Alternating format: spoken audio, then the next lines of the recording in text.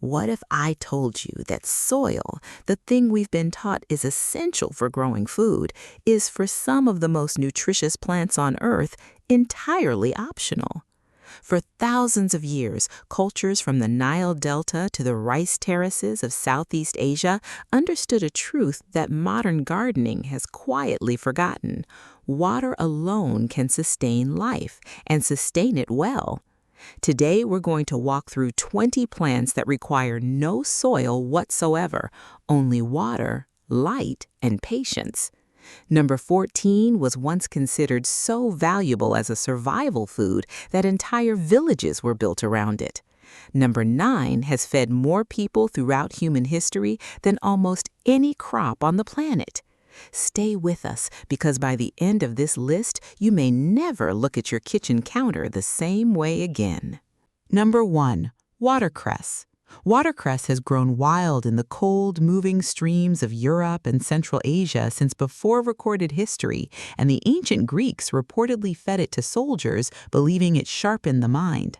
Nutritionally, it holds one of the highest nutrient density scores of any vegetable ever measured, rich in vitamin K, vitamin C, and calcium. On the homestead, watercress thrives in a simple container of shallow water kept in indirect light, with the water refreshed every few days to mimic a stream's natural flow. Number 2. Water spinach, also known as kangkong. Native to the wetlands of Southeast Asia, this hollow-stemmed green has been a dietary staple for over 2,000 years, prized for its ability to grow directly in flooded rice fields. It's an excellent source of iron and vitamin A, making it a quiet ally against fatigue. Simply place a cutting in a jar of water, and within a week, new shoots will emerge, ready for continuous harvest. Number 3. Wheatgrass. Though wheat itself is a soil crop, its young shoots can be sprouted entirely in water, a technique refined in the early 20th century by nutrition pioneers studying concentrated plant nutrients. Wheatgrass juice delivers a dense concentration of chlorophyll and antioxidants in a small volume. On the homestead, simply soak wheat berries, then spread them across a water-moistened tray. Harvest with scissors in 7 to 10 days. Number 4. Mint. Mint has been documented in Egyptian tombs and referenced in Roman texts as both medicine and seasoning, valued for its ability to ease digestion. Modern research confirms its menthol compounds relax the digestive tract and offer mild antimicrobial properties. A single stem placed in water will root within days, and once established, mint can live in water indefinitely, making it one of the easiest perpetual herbs for any household. Number 5. Green onions.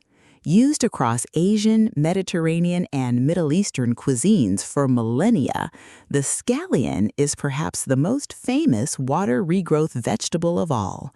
It offers a meaningful source of vitamin K and modest antibacterial compounds. Simply place the root end in an inch of water on a sunny sill, and it will regenerate its green shoots within a week, a nearly endless supply from a single purchase. If you value real, self-sufficient nutrition over marketing hype, take a moment to hit that like button. It genuinely helps this kind of research-driven content reach more people who are trying to reclaim control over what they grow and what they eat. Now, let's continue. This next one is even more remarkable. Number 6. Celery. Ancient Egyptians and Greeks used celery not as food, but as a ceremonial and medicinal plant, prized for centuries before it became a common vegetable. It contains compounds believed to support healthy blood pressure and hydration. Simply place the root base of a celery stalk in shallow water, and new stalks will emerge from the center within 1 to 2 weeks. Number 7. Basil. Revered in ancient India as a sacred plant and later carried across Europe by traders, basil carries essential oils with documented anti-inflammatory properties. A simple cutting taken below a leaf node and placed in water will root within 1 to 2 weeks, offering a continuous soil-free herb supply for any kitchen. Number 8. Lettuce. While traditionally a soil crop, romaine and butterhead varieties adapt remarkably well to full hydroponic systems, a technique that traces back to the floating gardens, or chinampas, of the Aztec Empire. Lettuce grown this way retains high water content and folate levels. On the homestead, a simple floating raft system, styrofoam with net cups suspended over a nutrient reservoir, can produce continuous harvests year-round. Number 9. Bok choy.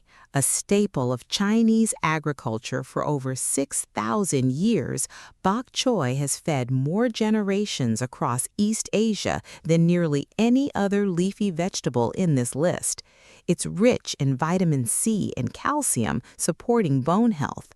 The base of the plant, when placed in a shallow dish of water, will regenerate new leaves within 1 to 2 weeks. Number 10. The water chestnut. Cultivated in Chinese wetlands for over 3,000 years, this aquatic tuber was historically stored through winter as a reliable source of sustaining carbohydrates. It offers a notable source of potassium and dietary fiber. Growing water chestnuts requires a shallow, sunny pond or a large water-filled container with a few inches of mud at the base, where the corms will multiply across a single growing season.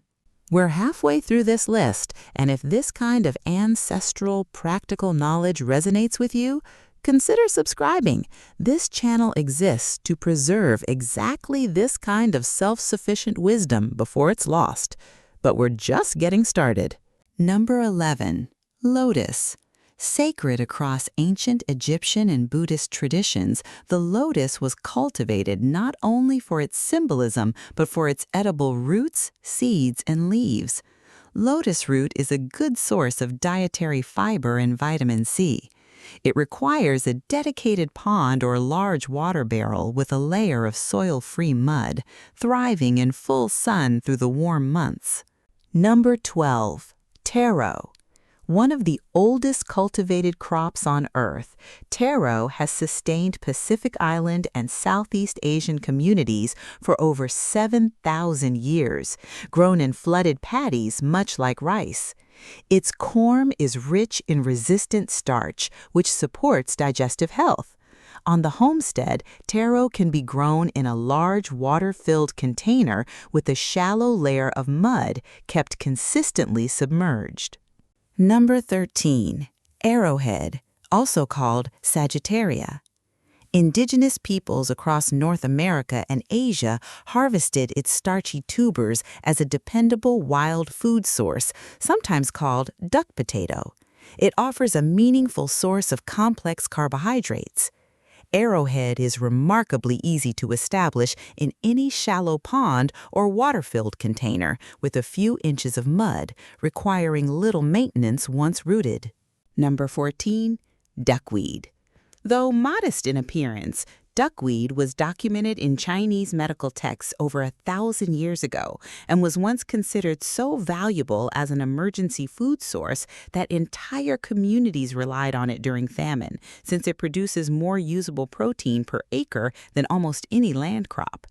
It contains a remarkably complete amino acid profile for a plant. On the homestead, duckweed requires nothing more than a still container of water in indirect light, doubling in size every few days. Number 15. Rice. No plant on this list has fed more of humanity throughout history than rice, first domesticated in the flooded river basins of China nearly 10,000 years ago. It remains a primary source of dietary energy for over half the world's population today. While a full-scale homestead paddy requires space, rice can be grown in large water-filled tubs with a shallow, soil-free substrate, replicating the flooded conditions it evolved to thrive in. We're in the final stretch. If you've made it this far, you already understand something most people never stop to consider, that self-sufficiency isn't about extremes, it's about small, sustaining systems. Let's finish strong. Number 16, lemongrass. Used across Southeast Asian and Ayurvedic traditions for centuries, lemongrass was valued both as a culinary staple and a traditional remedy for digestive discomfort. It contains citrol, a compound studied for its calming properties. A fresh stalk placed root down in water will develop new roots within 1 to 2 weeks, ready for transfer to a larger water vessel. Number 17, sweet potato vine. Sweet potatoes have sustained Andean and Polynesian communities for thousands of years, and remarkably, the vine itself, not just the tuber, is edible and nutrient-dense, particularly rich in vitamin A. Suspending a sweet potato half submerged in water using toothpicks will produce a cascading, edible vine within weeks. Number 18, ginger. Traded along ancient spice routes for over 3,000 years, ginger has long been valued for its warming, digestive-supporting properties, now confirmed by research into its gingerol compounds. A rhizome placed in shallow water with occasional refreshing will sprout new shoots within a few weeks, ready for eventual transplant or continued water growth. Number 19. Turmeric. Central to Ayurvedic medicine for over 4,000 years, turmeric contains curcumin, a compound extensively studied for its anti-inflammatory potential. Like ginger, a turmeric rhizome placed in shallow water will begin sprouting within several weeks, offering a sustainable, homegrown source of this ancient root. And number 20, cilantro. Used in cooking and traditional medicine across the Mediterranean, Middle East, and Latin America for over 5,000 years, cilantro is a valuable source of vitamin K and antioxidant compounds. Placing fresh-cut stems in a jar of water will produce new root growth within 1 to 2 weeks, allowing for repeated harvests from the same bunch. 20 plants. No soil, no dependence on a supply chain, a garden center, or a growing season that isn't your own. What we've walked through today isn't a gardening trick. It's a rediscovery of something our ancestors understood instinctively, that sustaining, essential nutrition doesn't require complexity. It requires attention, patience, and a willingness to work with water the way generations before us did. This is the essence of self-sufficiency, not survivalism, but quiet, informed empowerment. The ability to look at a windowsill, a pond, or a simple jar of water and see not emptiness, but potential. So, here's my question for you. Of these 20, which one are you teaming up with first? Drop it in the comments below, and let's build this knowledge together, one jar, one root, one homestead at a time.